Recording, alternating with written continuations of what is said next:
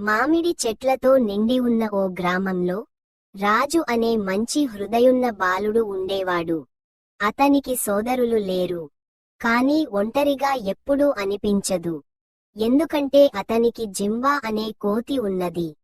ప్రతి ఉదయం రాజు పాఠశాలకి నడిచే సమయంలో జింబా అతని భుజంపై ఎగిరి కూర్చుండేవాడు.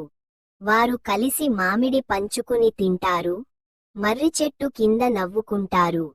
ఒక వర్షకాల సాయంకాలం రాజుకు తీవ్రమైన జ్వరంతో అనారోగ్యం వచ్చింది. అతను కదలకుండా పడకలో పడిపోయాడు. నిద్రలో జింబా పేరు నెమ్మదిగా ముర్మురించేవాడు. జింబా రాజు పక్కనుండి తలెత్తకుండా ఉండిపోయాడు. అతను ఫలాలు తెచ్చి రాజు పక్కన పెట్టేవాడు.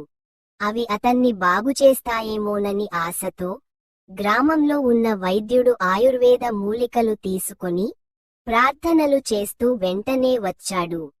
కొన్ని రోజులలోనే రాజు కోలుకోవడం ప్రారంభించాడు.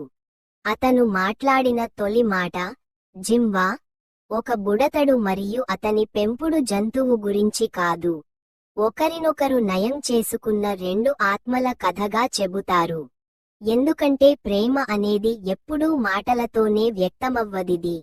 అది నమ్మకంతో, కళ్లలో కనిపించే భావాలతో మరియు మర్రి చెట్టు కింద పలికే నిశ్శబ్ద ప్రార్థనలతో వ్యక్తమవుతుంది.